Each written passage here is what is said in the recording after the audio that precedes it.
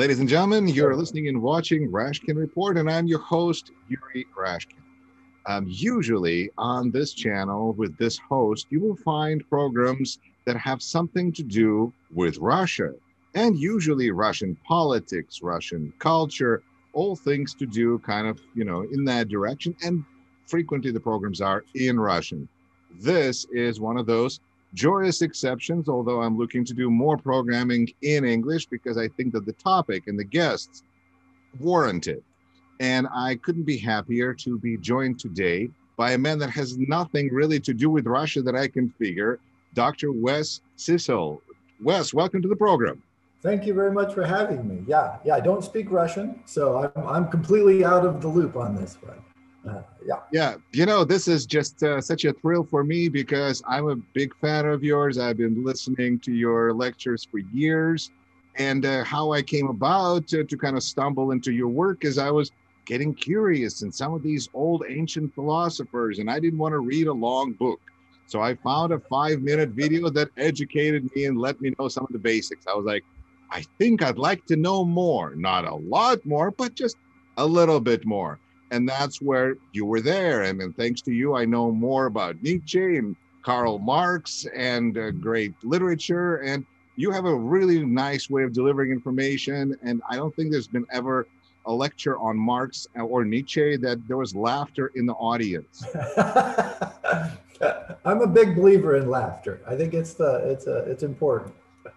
It very much is. And on some level, I wish there was more reason for us to speak because the topics that you cover, which a lot of it has to do with ethics, is something that is really desperately needed in the topic that I seem to be spending most of my broadcasting time on, which is Russia. And the more I kind of learn about my Russian heritage, because I came to the United States when I was 13 and I haven't lived in Russia since then, the more I realize is just how different the cultures are between, United States or Western cultures versus Russian culture. And I remember when I was a kid and watching these TV bridges between Americans and Russians, and Americans would exclaim, I can't believe it. These Russians, they're the same people as us. They're also, white, and they're also have the same concerns. They're interested in raising their families and kind of like, they're just like us. Right. But over time, I see that there's more and more differences. And I don't know what it attributed to, because simple solution is it's just all politics, authoritarianism and those kinds of things. But how do you, what do you attribute, what our culture, Western culture, is this Protestant? Is that what brought about such a different mindset for the West and for the East, in your opinion? Yeah, one way to think about this, and I'm always want to say one way, right? So it's not a totalizing theory, but is just the theory of civil society. And so if you grossly oversimplify Russian history, or at least since, say, the 1800s, you had a long run of Tsarism, and the civil society, which is just a group of people that share basically an ethos.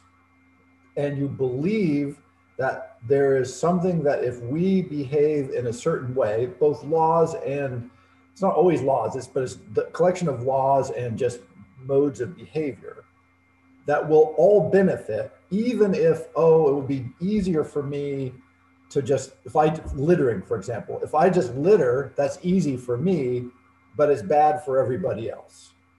And so lots of cultures, not every culture, have developed a sort of pretty strong disbelief in littering, right? Like people just don't litter because even though it's slightly unpleasant, or I have to carry the trash, or I have to find a trash can, I know that if everybody litters, it makes the society worse. And so I don't want to participate in that, right? And this is just like a rough idea of what civil society means. So if you go back to Russian history, the civil society agreement then was for the elites. But amongst the elites, there was a clear sense of rules and order and who can do what and when, very hierarchical, of course. That runs into the revolution, right? Where, all of that, much of that old order just gets ground down and destroyed. but it wasn't really replaced with anything sustainable. So for a while, you got, I mean, for whatever you think about the revolution and the 5-year plans and all this, the Russian economy did boom. I mean, there was this huge transition, and a lot of people believed. They're like, oh, we believe in this. We're committed to this. We're working for this. So this is the new civil agreement. If we all pull together and work together, we're going to achieve this great thing for our country. Nothing, you know, this is pretty clear. But then, of course, this becomes this decrepit communist sort of kleptocracy. My favorite example of this is later in the Russian development industrialism, they would set 5-year plans. They would set all these goals, and then they would spend whatever it costs to achieve that goal. So if your tractor factory was supposed to put out 1,000 tractors, it didn't matter how much it cost to produce those 1,000 tractors. It was 1,000 tractors that mattered. And so the less efficient you were, the more resources you got. Because if you did those 1,000 tractors for 1,000 rubles each, then you would get 1,000,000 rubles. If it cost you 10,000 rubles each, then you would get 10 million rubles. And so people went, well, this is a no-brainer, right? Like, this is easy. Just be as inefficient as possible, because then you get more resources. So it was perverse incentives kicked in. The totalitarian state, the surveillance state, does not help civil society develop because it makes everybody feel isolated and threatened.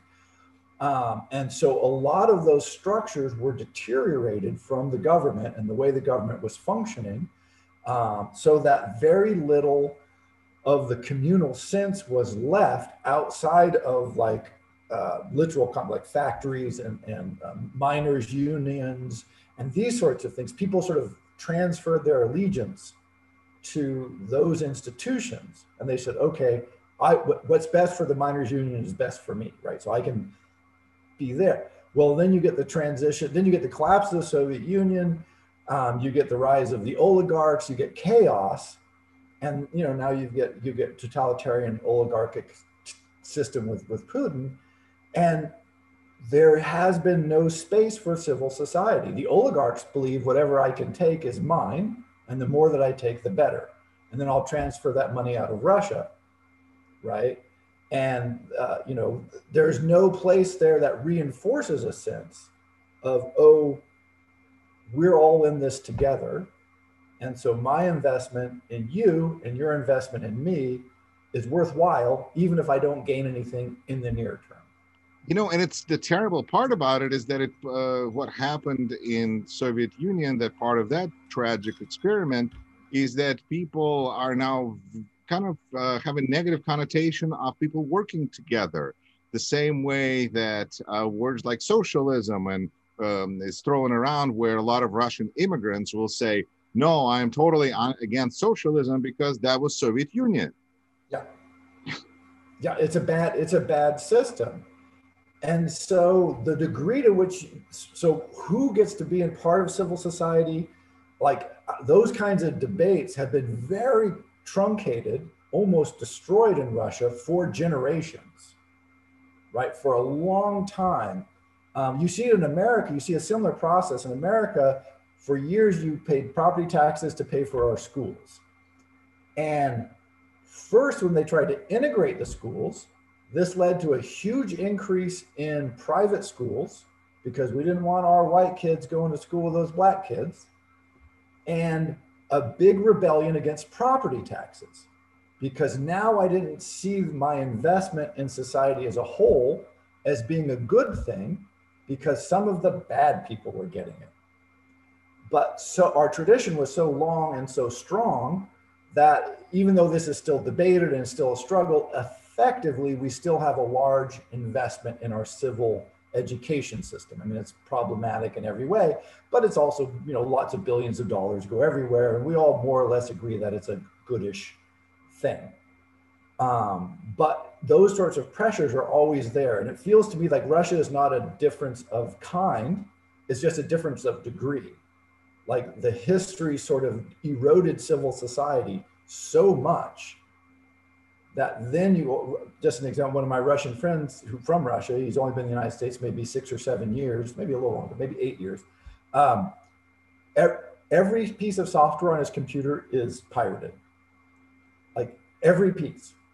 And I say, why? And he's like, well, why wouldn't you? Right? Like he's a lovely human being, great, upstanding, moral person. He just it's like it never occurs to him that anybody would ever pay. It does. Why would you do that? I think on that level, Russian immigrants had an easier time accepting Donald Trump when he says that, oh, sure, I did things with my taxes. You would too if you could. That right. Whole idea that if I can, then why wouldn't I? Why wouldn't I? And basically civil society, which is both a combination of laws, but more like a code of agreed mutual investment and recognition.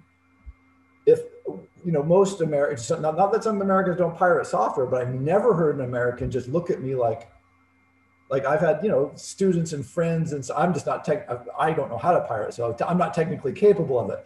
But I've had students who go, oh yeah, that game's really expensive, so I kind of pirated it from my friend. But they always do it with but like my friend just looked at me like, why would you? What? Like, it wasn't even a question. Like that is really such an essence of my concern here, because it's an ethics of strength. If I'm strong enough to do it, then why wouldn't I want to do it? And if I can be punished, then I don't want to do it. Yeah. And that's really, it's not how we live in the West, is it? Well, I think it is just a matter of degree, right? Like, every culture has a different set of barriers. And it's just that in the tradition in the United States and in Western Europe, the tradition of going, strength and punishment are at the extremes, but there's a very huge space in between where I'm going to do things just because I think they're right. And I'm pretty sure that most of my neighbors think they're right. And so this will all work out fine. That is, how narrow and how broad that is and who it applies to. I think it's clearer in the West when you have the immigration problems, which is where people say, I'm okay sharing with my people, but I don't think those new people get it. And I don't want them to participate in our civil society, right? And that's where you start seeing those tensions and the breakdowns. It shocks me when I see this all the time from Russian immigrants who say, yes, we were right to be here, but those other immigrants, well, that's too much. That's too much, yeah. I'm the good immigrant, they're the bad immigrant. Right? I'll close the door because I'm here. Because I'm here, yeah. And so to me, it's really a difference of degree, not of underlying, like there's something fundamentally different about Russia. It's just you look at Russian history, because if you read, like I'm a huge fan of Dostoevsky, so I'll just reference Dostoevsky novels and go, if you read the novels from his period, it's very clear there's this incredibly well-developed sense of civil society, right? Of duties and obligations and rights and privileges, and they're all reciprocal. And, you can't do that. And of course, his characters are always violating them left and right? That's why it's not, and then they get, crime and punishment. This is a violation of our agreement. You think you know why you're doing it, but you're wrong because you don't understand the bigger social or moral or ethical principle. I mean, this is basically what Dostoevsky wrote about for thousands of pages, wonderful pages, and that sensibility really got crushed by, not just the revolution, but how the revolution happened and the fall of the revolution, and then the fun and games with Stalin, and then, the sort of, again, the kleptocracy. I mean, just a series of blows at the end of which what's left, not much.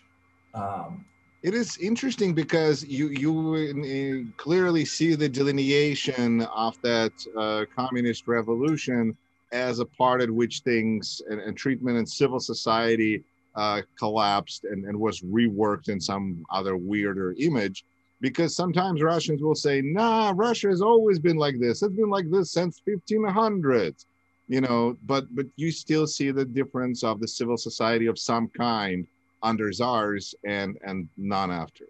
Yeah, I mean, yeah, it's funny. I mean, I don't want to argue with Russian historians because I would. I mean, It's I'm not sure so much Russian historians, it's that right, every Russian is a historian. right. It is but there is such a clear. So, like the American Revolution, quote unquote revolution, there was no revolution there, right? The owners, the wealthy people, the governors, the state governors, the assemblies, they didn't change. The only thing that happened was the representative King George got his packing papers and left. That was the American Revolution. So that these people at the top, they were exactly the same people before the revolution and after the revolution, like zero turnover, none. Like Thomas Jefferson, Washington, these were the wealthy landowners. These were the powerful people. These were the politicians. They started the revolution. They were the presidents, right? Who were the presidents after the revolution? The people who were in charge before the revolution, right? So there wasn't this big transformation in that sense. In the Russian Revolution, I mean, that was a wholesale, famously the entire small farming system was annihilated. I mean, the starving of the kulak, I mean, just brutal, millions, and of a select class, like an entire group of people who had a way of life that was integral to feeding everybody, gone. The new leadership there, I can't think of a single one who came from the aristocracy. I mean, the aristocracy was 98% gone. All the land redistributed, wow. So they kept some of the forms, right? Oh, well, now I'm a governor of, Stalingrad or Leningrad, and I happen to get the dacha that used to belong to, Prince whomever, Ivanov, right? Now I get the dacha. So it's the same dacha, and everyone goes, oh yeah, meet the new boss, same as the old boss, except for the new boss was raised in a factory and got that job by killing some people and being cagey and maneuvery. The old boss was part of a multi-hundred-year civil historical system, not necessarily a just system, I'm not saying that, but one that had these agreements and structures in them, and those just got annihilated to a phenomenal degree. Going back to your friend with all pirated software, because that seems really familiar, approach, is a society that values professional expertise, but does not really value doing the right thing, is in a competition between societies where you have group, Western and, I don't know, Russia, for the sake of the conversation, where they value all their engineers and professional expertise, all of that kind of stuff. But that ethical component is just not there. Does it make in a competition such culture more likely to win in a competition? Is this a difference between thinking long-term, short-term? How do you kind of approach this conflict of not civilizations, but of at least ethical standards? There's a great quote from a guy at the World Bank. I don't remember his name, but he studies these sorts of questions. And he says that the difference in the economy between Somalia, GDP per capita, and the United States can be explained almost entirely by trust. That's the value of trust in economic exchanges and in building a communal economic system is so huge that it actually explains the GDP per capita difference between Somalia, which is not very much, the United States a lot.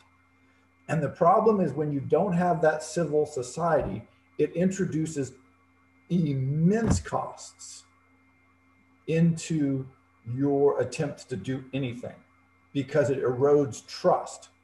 And so, I just think about our system, whatever the system is, it's like, oh, I have a credit card, my credit card company thinks I'm going to pay for it. So that allows me to order something. Well, that company doesn't have it in stock. Like if I order a computer, well, then they order it from their suppliers. And these are all on like 30 or 90-day payment schedules. So I can get it delivered in 3 or 4 or 5 days because everybody has basically, we all sort of, within a legal structure, we basically all trust that everybody's going to pay and it's all going to be fine and it's great. Well, if something disrupts that, pretty soon it's like, well, if I'm going to order that thing, I have to send you cash. Well, I don't know if I trust you. So I want to see the product right now. Like we're going to have to close a deal. But if you have to have every product you're going to sell already in the price just skyrockets, right? And so an example from Russian history is when the wall came down, Russian programmers were hugely valuable because they had been programming on such bad computers that their programming was incredibly efficient. Because the sort of Western world was like, well, the software runs really slow and it's crappy, but we'll just make a faster computer, right? So we were like technology investment. Well, the Russians are like, well, we have the same computer for 10 years. The only way to make it better is to make the code better. But the problem there was the reason they couldn't make headway and they couldn't develop technologically is the lack of trust slowed down every step of innovation. Like if I'm going to invest in your company to try and build a better chip, well, let's say that's a 24-month process. Well, I'm not giving you, I don't trust you. Why would I give you money now that you're going to spend for 24 months? Right? No way. And so it impedes all this progress when people do not have a sense of trust.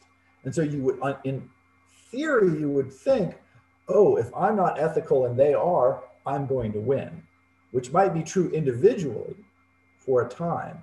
But for larger systems, the value of things like trust and coherence and cohesion is so great that, yeah, you're going to lose every time, guaranteed, 100%.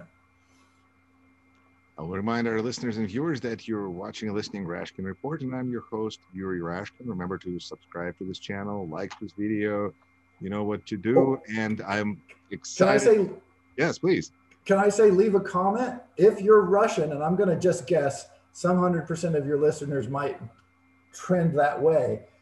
How do you feel about the whole software thing? Like, should you license, should you pay for stuff? And do you know amongst your Russian friends, certainly not you, is this a thing? I mean, my sample size might be misleading me. I think it's not, but you know, is this like, oh yeah, no, every one of my Russian friends and me, we never, or is it like, oh no, all my Russian friends always pay for all their software?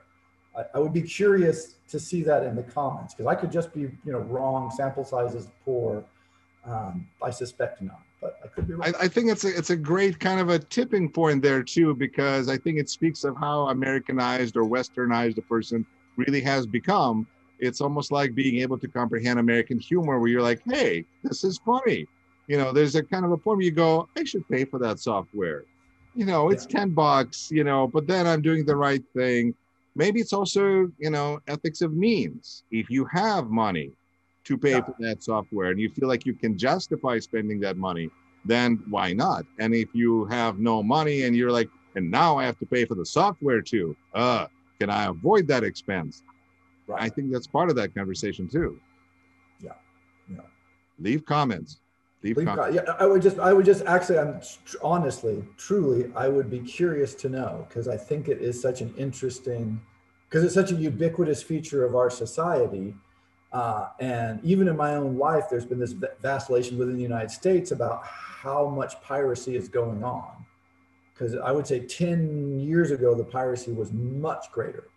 And over the last 10 years, both anti-piracy measures, but I just think culturally people have just gone, yeah, we should maybe turn down the piracy a little bit. But, and if you have Kaspersky on your computer, delete it. So there's, all the computer advice I know. Wes, I really want to get your take on this whole socialism issue, because the way I see it, it seems like every country does it differently, the same way that, fascism is done differently in every country, considering its culture and, taking it into consideration. Is it fair to say that, because it is such a popular loaded word these days, oh, that's socialism, that's bad? or that's socialism, that's bad. And you have a great video that explains, details of capitalism and some of the differences. And really, I just kind of come down to who owns means of production. If the means of production are privately owned, then I guess that's more capitalism. And if they're more publicly owned, I don't know, like we can have private police, private firefighters, private everything. But I guess if we don't, does it mean we live in socialism? And how do we, how do you digest the different experiences with this ideology and philosophy in different countries? Yeah, socialism is one of those words. So we have a list of words, one of my friends and I, and if we use it, the other guy gets to hit us because they're so, right? They're so meaningless, right? Spiritual is one of them. Spiritual. What the hell do people mean by that? Right. Bang. So if you use the word spiritual, you get hit. So you always have to stop and go, wait, I need a better word. I need something clearer, right? And I think socialism is one of these words that people should get punched for using, because your definition is lovely and clear. Almost never does anybody use it, as far as I can tell. It's either a flag that says, I'm good, I'm using, this is socialism and it's good, or it's a rock, socialism bad, right? They're either throwing it or they're waving it as a good thing, which is blah. Every economy, I can't think, I'm going to say most every economy is mixed. So United States, home of capitalism, we have a socialized road network, we have a socialized education system, we have a socialized power grid, we have a socialized air network. All airports are public, airlines are private. What a weird mix, right? So our airports are public, but the airplane companies are private. So, right, so you have this weird interface between, basically what it is the airlines don't want to pay for airports. So taxpayers pay for airports, airlines don't, which is very good for somebody, not the taxpayer. But that, almost everything in every country has these mixes of what's privately owned, what's a mix of ownership, and what's publicly owned. And so I think when people talk about socialism or capitalism, it's just such a pointless and hopelessly absurd conversation, because the real question is, what is the better mix, right? What do we think would be a good outcome? And what models from around the world have sort of shown these as being the outcomes that are achieved when maybe it is public airports and private airlines are the best mix, right? Like if you have just private airports and private airlines, maybe it's so expensive nobody can fly and this hurts your economy. And if you just have public airlines, the history of public airlines is very, socialized airlines. It seems like a lot of the government-owned airlines get bailed out on a very regular basis, which might be fine, but it suggests they aren't running that well. Our airlines just go bankrupt all the time and reemerge from bankruptcy. So, it's one of those words that I just dislike because it's unhelpful. It is not a word that leads to clarity in thinking. Fair enough. All right.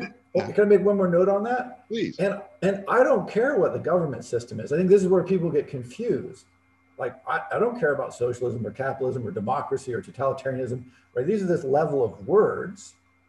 It's like, hey, are the people healthy? Are the kids getting educated? Is healthcare available for people? The big debate in the United States is about health insurance. How many people have insurance? Do you have health insurance? Can you get health insurance?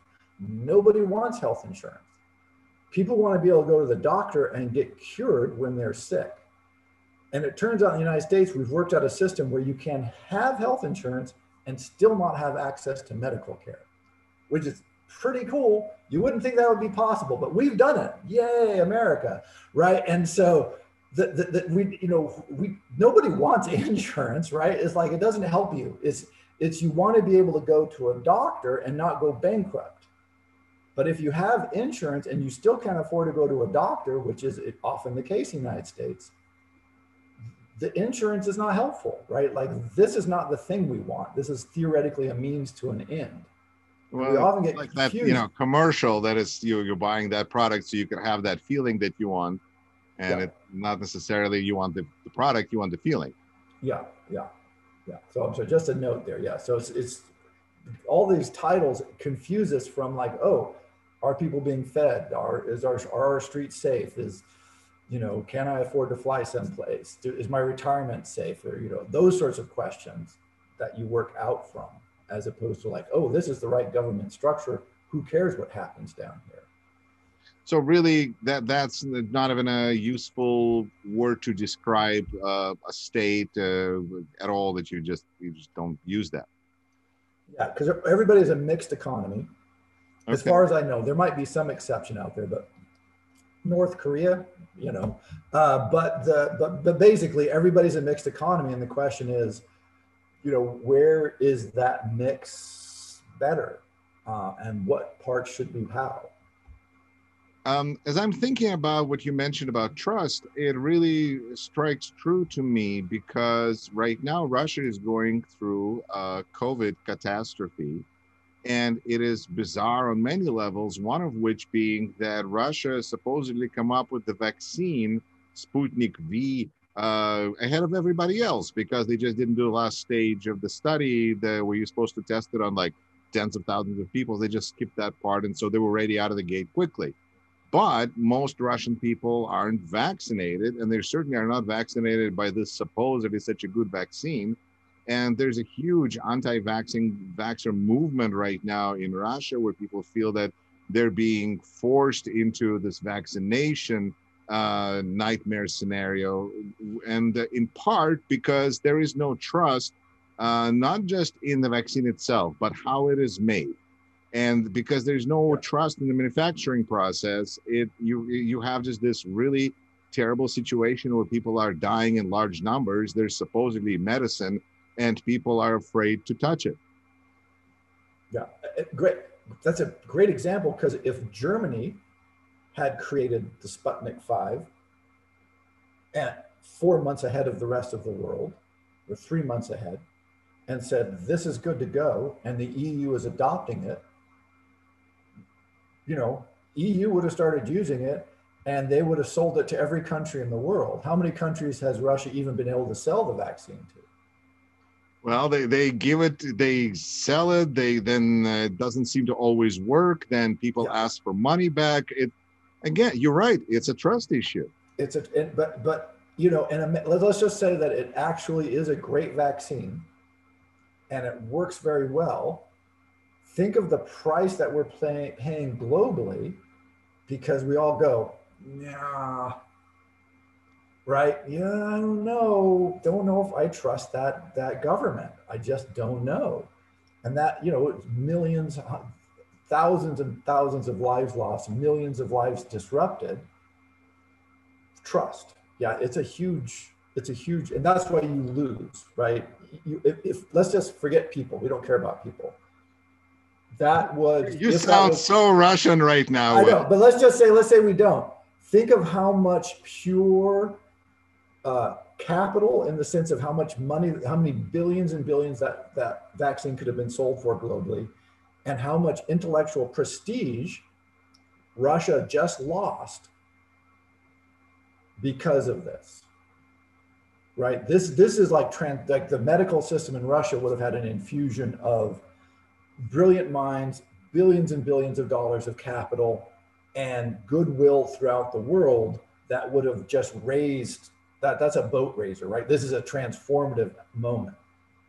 And if you miss enough of those, you don't win. I mean, that's why I said trust is so crucial, that you can't overcome a lack of trust. Eventually it will undermine everything. Another topic that I'd like to address with you, because it is so different between Russia and America, is the concept of really continuous education. Soviet Union has always propagated the idea that you get your education in college and then this is who you are. Now you are, I don't know, miner, or you're an engineer or whatever. This is it, you're set. And yet in the United States, we reinvent, we change careers, we get more education, we keep learning things. Is that, how important is that, I guess? I think this is very important, but this one I wouldn't say is a Russian thing. This seems to be European-wide, because at the college, we had a German guy who was the head of our computer science lab for a while, and he was about 50, I guess. And he had immigrated to the United States when he was 30, And then he went back to school and got his computer education. And then now he was the head of our computer science lab and all that kind of stuff. Great guy, brilliant guy. But he had gone to school in Germany for, I forget what, auto repair or something. And his family in Germany didn't actually believe him, that he had, they didn't believe it, because this is not a thing in Germany, right? This is not, you don't go back, or it's getting a little more in other European countries, but basically the whole notion that, yeah, you just go back when you're 30 and get another degree, go back when you're 40, you know, get a technical certification, change careers. I think Europeans struggle the system thing. I mean, this is where people talk about socialism, and order is often associated, like government control, lots of regulation. And generally I'm like, okay, that's cool. But there is this level of sort of chaos and freedom to move around that I also think is good. And one way we express in the United States is like, yeah, tomorrow you can enroll someplace and go to med school or become a computer scientist or go get an auto work degree and get a job as an, auto mechanic at any moment, right? Everybody can. And yeah. And yet in one of your videos or lectures, you really come down hard on a concept of grit and really trying too hard to do things. And I remember that just shocked me, because I was thinking, wait a minute, I thought you work hard and you get things done. And if it doesn't work, you work harder. And you're like, well, not necessarily. No. Can you expand on that a little bit? Yeah, I'm a big believer, and this is totally right. Yeah, now we're deep into speculation. So this is in the for what it's worth department.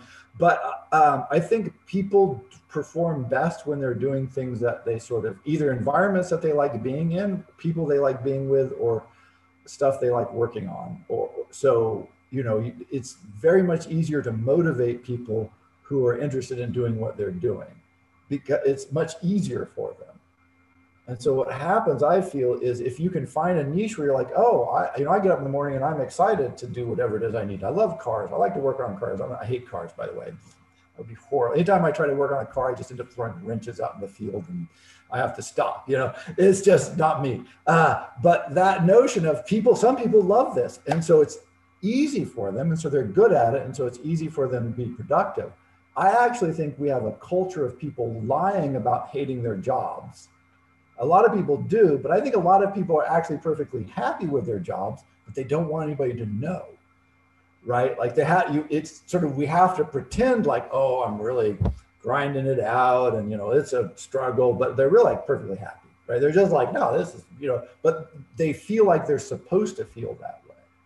But it's sort of a Taoist principle idea that if you do what comes naturally, it's effortless and easy. So why? I would just guess, why grind? It's not that they're not going to be work and not going to be difficult, but if it's stuff that you want to do, then do it, right?